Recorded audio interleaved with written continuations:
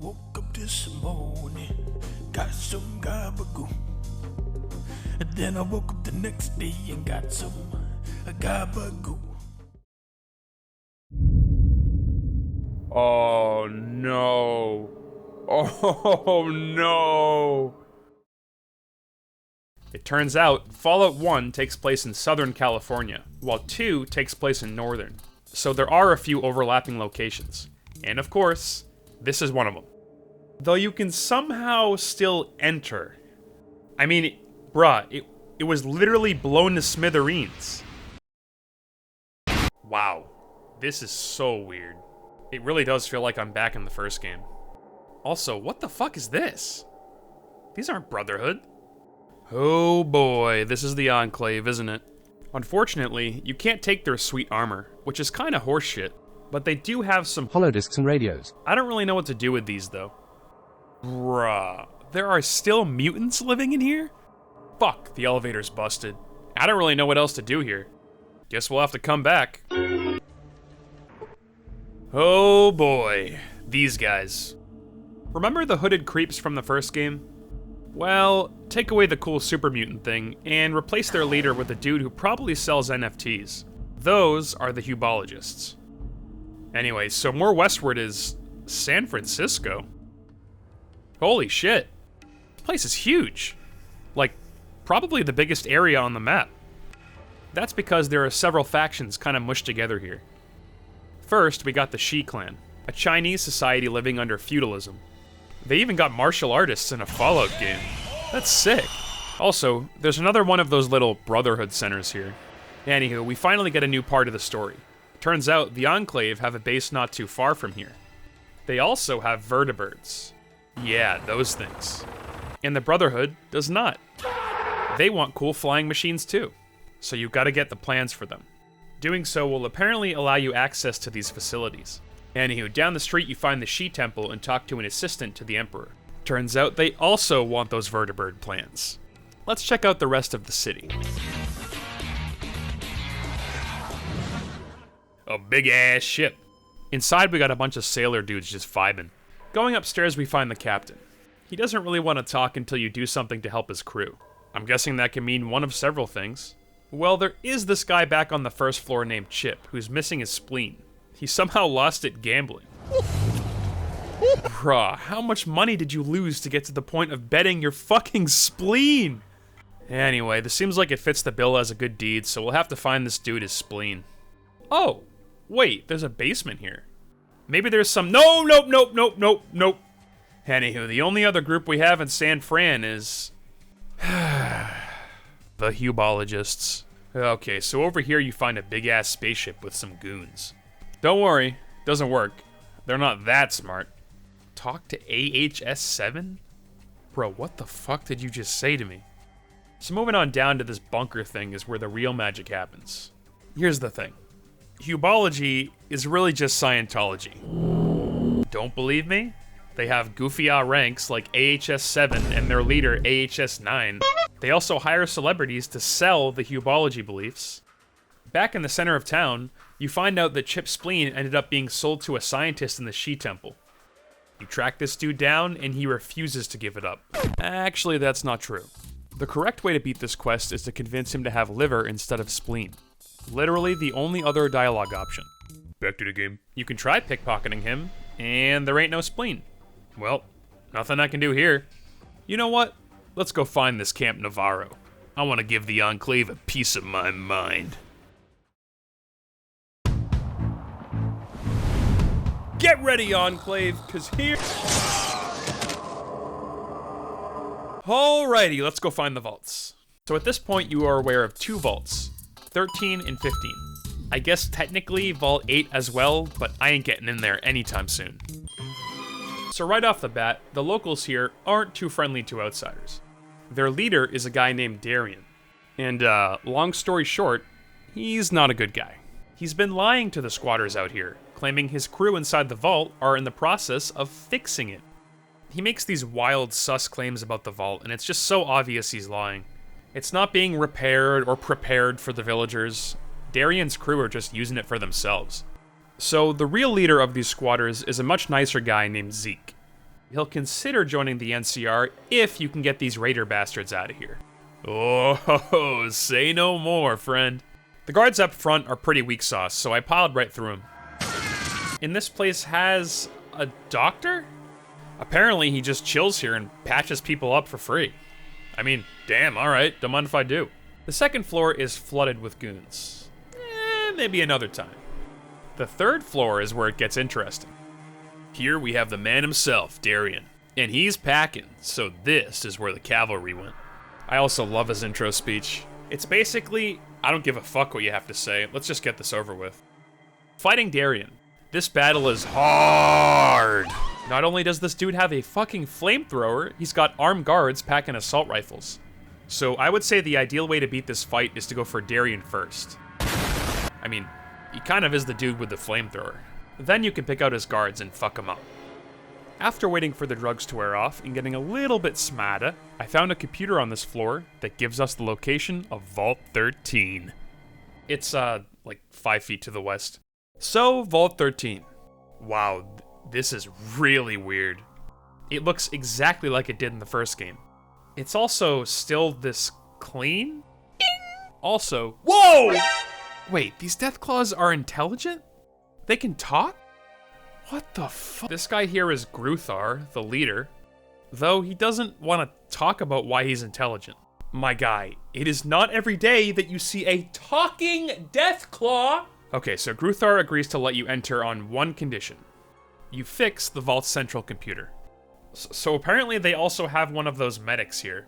Is there like a secret doctor's faction I'm not aware of or something? Okay, let's check out the second floor. Here's where they keep prisoners. I guess they're intelligent enough to do that. Over here we have a guy who hates Deathclaws. Absolutely despises these creatures. I wonder why he's locked up. Okay, on the third floor we have this creepy dude in the computer room named Gorus. I don't even know what he really is. A robed Deathclaw, I guess? Yeah, anywho, they explain why the Deathclaws are here. The Enclave, because of course. Turns out, they gave them their intelligence, trying to make super soldiers. Then the Deathclaws escaped and made their way to the vault. And here we are. I wonder what they got in this old locker room. Yo! That's what I'm talking about, baby! There's also this weird device. Probably means nothing, right? Okay, in the other room we got the master computer. And as Gruthar said, it's busted. Actually, it appears like someone recently sabotaged it. If you want to repair it, you're going to need a certain part. You know, speaking of elsewhere, I wonder what's going on back in Arroyo. Chosen. Dark souls came.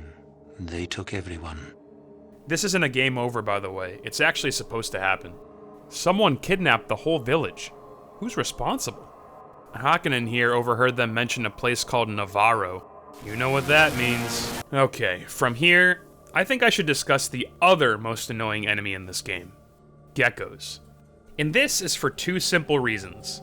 They have insane range, and they breathe fire. And the thing about fire in this game is that on top of already causing a fuck ton of damage, critical hits are pretty much game over. You know, I think it's time we pay these old slavers a visit. And by pay, I mean shoot them. Now that I've fought Darien, these guys aren't as hard. Then you, how the fuck do I free these guys? You won't believe what the solution is.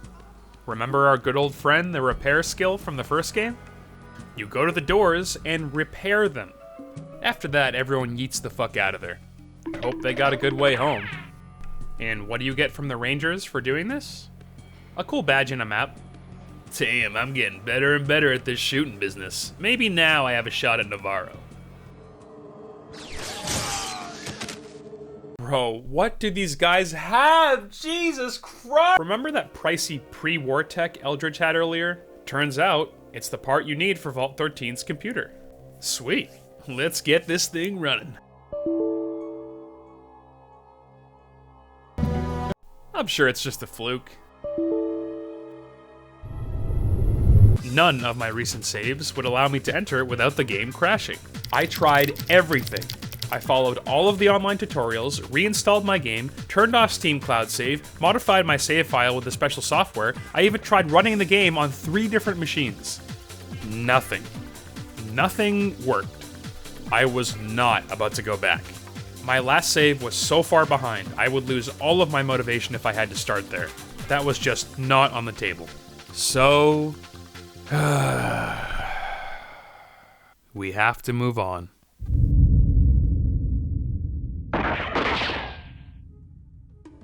Okay, so at this point in the game, I was pretty stuck. I wasn't really sure what I was supposed to do and where I was supposed to go. I mean, I knew that Navaro was the final destination, but there was no way I was getting into there right now. So I did the only thing I knew I could do. More backtracking, baby. Let's talk about raiders. Something I didn't mention about Vault City is that they have a raider problem. I mean, good on them, because Vault City sucks ass, but that's not the point. Where are these guys located? Right here. I skipped over this area for a while, but I guess it's time to take a look. Ooh, they got a sweet cave base. So, once you get to the other side, you see a lot of fucking dudes. Holy shit. This is more than a little hideout, man. Get ready with that flamethrower. Bro, how the fuck do you miss at point blank range with a fucking flamethrower? Somehow, through sheer luck and a hint of determination, I fucked up the army down here. So what's the loot?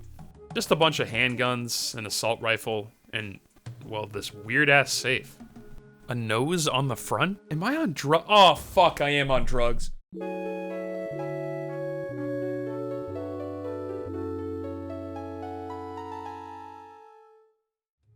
Oh, that's better. So after cracking the safe, you find an account book. Turns out that Bishop guy from New Reno has been hiring these guys to harass Vault City. I guess we can go back to Vault City and see what they say. Sergeant Stark here is pretty happy you cleared the raiders. He wants you to tell the first citizen. And of course, she's mildly impressed. Excellent. You have performed a valuable service for Vault City. Please accept this as a token of our appreciation. She does give you, something. I don't know what the fuck she gave me. I don't see anything in my inventory. Bruh, just give me a fucking citizenship! I decided to take another gander at the military base. I really want to use this elevator. This is where I realized it's powered by a generator, sitting right over here. It's really hard to repair, but thankfully, I know just the guy for the job. Vic. First I thought he was a completely useless companion. Turns out, he's really good at repairing shit. Bring him here, and we got the power, baby! I really don't get this. We blew this building up in the first game. Not like a little poof, like fire shooting from the windows, Michael Bay shit. And yet, there are still fucking mutants in the building! Are these guys laying pipe, bro? What the fuck? Okay, anyways, can I loot anything on this floor, or am I shit out of luck? Remember how tight the security was in the first game? It's the same shit. It's like nothing changed, even though, you know... Alright, what do we got in the third floor? Well, I mean, I don't know what I expected. More mutants. Nope, fuck that. Okay, I got some more meds. Maybe I can get through this third floor. Much like Fallout 1, these guys are beefy as fuck. Poor Marcus didn't even stand a chance. There is another elevator. I need to see what's down there, I just have to. Who is that? What is this place? It was here that I realized this guy can summon Deathclaws. Like, infinitely. Sounds fun, don't it? Yep. In case you were wondering, I didn't stand a chance. I just want to do something, man! Fuck! At this point, I'm gonna skip forward a bit, as I think you can start to understand my frustration. I really hit a rock wall here, and it took me a while to get past it. Okay, let's buy some stuff and give Navaro another attempt. I've got a bulletproof plan this time. I'll get real close, then create a save. From here, I can just keep trying to get in. After getting my save spot set up, I swear the game was messing with me. Every time I tried to get closer, I would be hit with a zillion random encounters. Not even Enclave, just random shit. Reloading saves was not changing anything. I was so pissed, I just decided to go back to the military base. So my strat here is to just spam jet and get to the elevator before they can even fight me. Now for this scumbag in his lair. Okay, it's over. And he has a PPK-12 Gauss pistol? This thing absolutely shreds dudes. With this baby, I think I finally got what it takes for Navaro. You will not believe this. 0 encounters. I don't know if Lady Luck was on my side or something, but this time I walked right up to the place and got in. Okay, finally, Camp Navaro. At first sight, this place looks much different than you might have expected. The only person here is this robed dude, and he really wants you to leave. That's kinda sus. He doesn't keep this act up for long though. Bye-bye! What's behind him? A little trap door. Getting inside, you get to see the real deal. Definitely looks like the future. Damn though, this place cannot be easy to navigate. I was starting to think this might not be the official entrance, so I checked north. So this is the real entrance. And guards are everywhere. It's also where you meet Sergeant Arch Dornan. You may recognize him from some memes. Also, holy shit, these guys are armed to the teeth. Okay, let's get back underground. The elevators here all lead to different buildings up top, but right now we gotta focus on these guys. Since most of them aren't in power armor, taking them out is a piece of cake. Now what do we got for loot? Enclave power armor. Now we are talking. A little ways down the hall is a guard. He shoots you a few times, then retreats into this room like a coward. And now it's locked. In this room we have generic evil scientist 3. Now that he's dead, we've got this robot dog over here. Apparently that scientist was his master. I guess I'll have to take over. Sweet. A robot dog sounds badass to me. It just needs a certain part before it can function. The second elevator here leads to yet another building with way too many guys to fight. Well, I guess we'll start with this one. After clearing out this room, all that was left was a bunch of dead dudes. Not really anything significant. Okay, so this door over here. How do you get it open? A blue passkey. This can be found all the way back at Gecko. Talk about a fetch quest. Anywho, after getting it open, it's time for some payback. At this point, I'd slaughtered half of Navaro. I needed to take a break and get some supplies. And in these ventures, I finally figured out how to get everything situated at Vault City. This guy right here, McClure, the only rational one in this entire city. Without a second thought, he happily gives you the part you need to fix Gecko's power plant. Okay, so I bring the part over to Gecko, install it, and finally figured out what these weird commands are. Nothing. They mean nothing. This whole thing is a memory puzzle. You just gotta get the order right. After you fix the power plant and return to Vault City, McClure gives you your goddamn citizenship papers. That's what I'm talking about. Finally, we can see what's in Vault 8. On the first floor, you have yet another doctor. Is this like the same dude just running back and forth?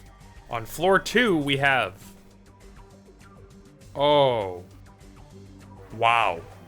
The whole series of events that helped start this entire goddamn universe was caused by a shipping error. Then on floor 3, I checked the computer and found out something I already knew. Where Vault 15 is. Nice. I have a feeling I might have done this part out of order. Okay, let's finish what we started at Navaro. So the part for K9, or Robodog, can be found in this big-ass hangar, which thankfully is clear of Enclave. After fighting tooth and nail, I also found where the vertibird plans are. Shoved in a locker, over in this building. Anywho, let's bring these plans back to San Fran. If you're wondering, I decided to hand the plans to the Brotherhood. Why? I just had a gut feeling it might be more beneficial. And I guess I made a lucky choice, because they give you a copy. Sweet, I guess I can just make both sides happy. Oh yeah, remember those dinky-looking metal offices? They actually go underground and have... Damn. Okay. After leaving San Fran for 5 minutes, I came back to find that the guy at the front was missing. Where'd he go? This is where I discovered the surveillance recording. Not only are the Enclave still kicking, they've got this big-ass monster dude who just punches a fucking hole through Matt. Okay. Well, I guess I could also give the plans to the Shi and finally talk to their Emperor. So, apparently the plans weren't enough and I still gotta do another favor for them. Remember the Hubologists? Yeah, it's killing time. Getting to their leader is surprisingly easy. I mean, you can literally just walk right up to him. All he does is stroke his ego for a few minutes. He's also stupid easy to kill. The only tedious part is getting out because there are way too many guards down here. I really do have to blast my way through. The funny part is everyone in town is really happy the Ubologists are dead. Okay, now can I talk to the Emperor? So here's a twist for you. The Emperor is actually a computer. It's this big thing right here. It also doesn't have much useful information. It does have the ability to give fuel to the oil tanker, though. Huh. Well, while I'm here, I guess I can try and fix the rest of that big ship. I don't think it's gonna sail again, but maybe there's something in it for me. Alright, we have fuel. Now I just need a special chip for the navigation system. Unfortunately, there's only one place I can think of that I haven't checked. That's right, we gotta go down there. This part is really annoying. I mean, the mutants down here aren't necessarily hard hitters, they're just super tanky. It takes a lot to kill them, and there's so many! Ah! Oh, so that's what this weird fob thing is for. Okay, we fix the navigation computer or something and head back to the captain's quarters. Huh, let's see what this command does. Holy shit. I'll be damned. So, remember Camp Navaro? Yeah, that was just a little hub spot. This is the Enclave's real base, and there is no turning back now.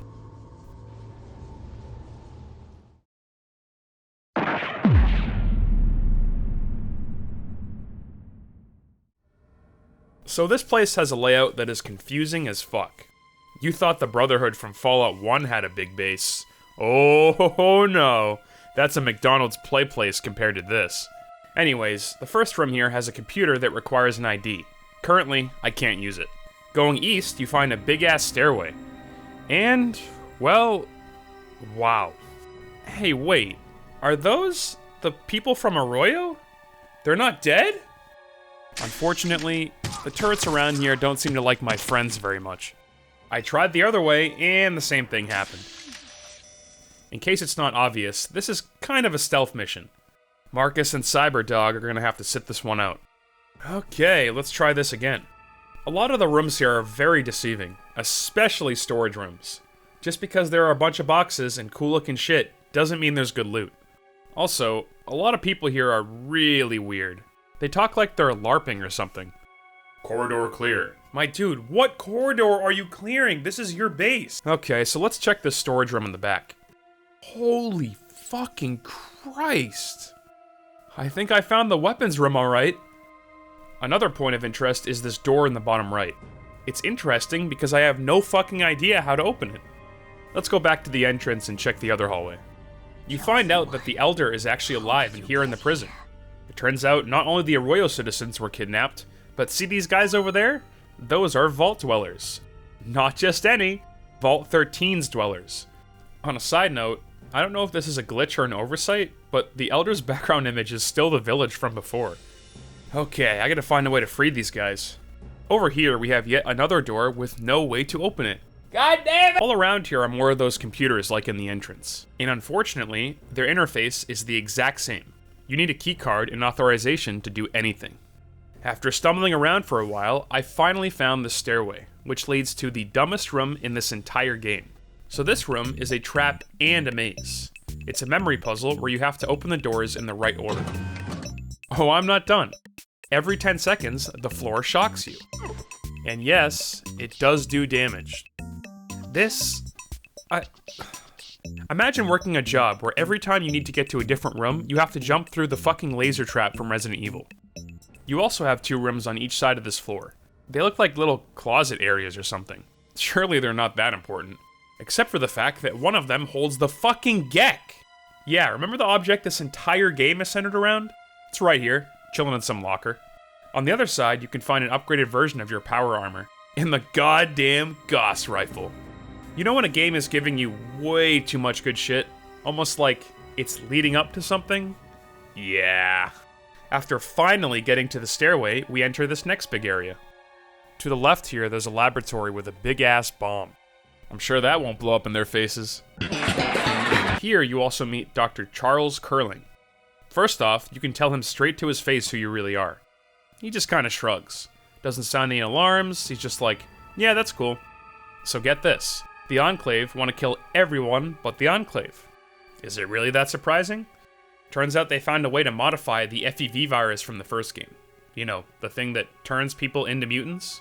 Now, it's a deadly toxin that only kills humans, mutated or not. The Enclave plan to spread it across the world to kill everyone, except for themselves. Dr. Curling calls it... Wait a minute. It's gonna be released into the atmosphere. Ensuring complete global saturation. What surprises me is that you can actually change this guy's mind completely. You can convince him that your DNA is living proof of a human adaptation. And he kinda just...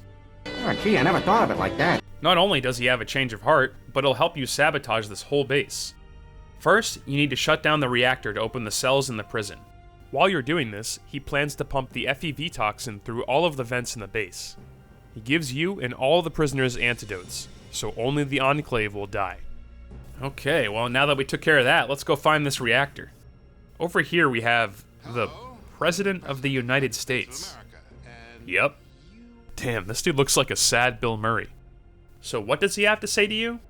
Basically the same speech that Dr. Curling gives you, but the difference here is he is not changing his mind. You can poke holes in his plan, but it means nothing. Much like Dr. Curling, the President is totally chill with you just continuing on your way. I mean, if you threaten him, he'll call the guards, but he knows who you are and doesn't really care for some reason. Then over here, we have the Vice President. He's kinda boring. Then we have yet another door with no way to open it. But what about this spot? This brings you to the reactor room. Perfect. Just shut down the reactor and we're Gucci, right? Boy, do I wish it was that easy. Whoa! Well, I guess the toxin is in full effect now. Dudes' heads are just exploding. So, remember the what the fuck do I do arc? Well, this is the what the fuck do I do arc, the revenge. I knew my objective here was shut down the reactor and split. Only problem is, I could not for the life of me figure out how to shut it down. I tried every computer in the room, I talked to every person. Oh dear! Nada. I started going back to other rooms. This is where I eventually found out these computers need the presidential passkey. After getting the key, the only options you find in the computer are twofold. Shut down the defensive systems, or activate a counterinsurgency mode. I went with the second option out of sheer curiosity. Don't you worry, it will come back later. Back to the generator room, nothing has changed. I still can't figure out how to shut it down. This marks the only time in the entire game where I take the L. Fellas, I looked it up. Normally, you can shut off the generator by talking to this dude right here. However, if you have already released the toxin, this is no longer an option. The only solution now is to blow up the reactor. How, might you ask? Just drop a C4. Yep, literally put a bomb there, wait, and kablooey. There's no visual cue that tells you it worked, except for some text and a fuckload of XP. Oh, and you now have 10 minutes to evacuate. Have fun! Remember those stupid doors that wouldn't open? Well, now they're open.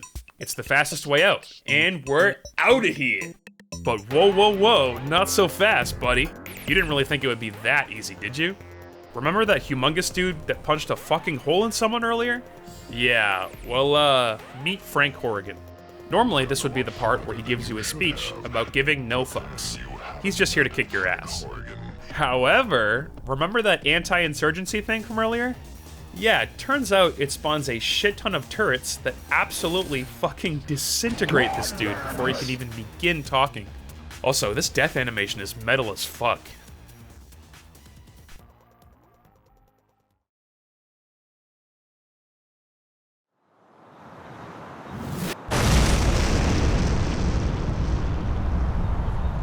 You know, this might actually be the only nuke in this world that was warranted. Because honestly, fuck these guys. I am a dog. Yes, you are, pal. Yes, you are. Overall, Fallout 2 is a much longer game than the first one. However, it is for a good reason. There's a lot of juicy characters and lore here. I haven't played an RPG that felt this dense. There's a lot to do, and trust me, in this playthrough, I didn't hit half of it. Not to mention, the payoff is big, and, you know, not super depressing like the first game. What is like the first game is this part. You get a long list of people who you did or did not fuck over. Wait a minute. Metzger's slave trade in the den expanded greatly. Oh, crap.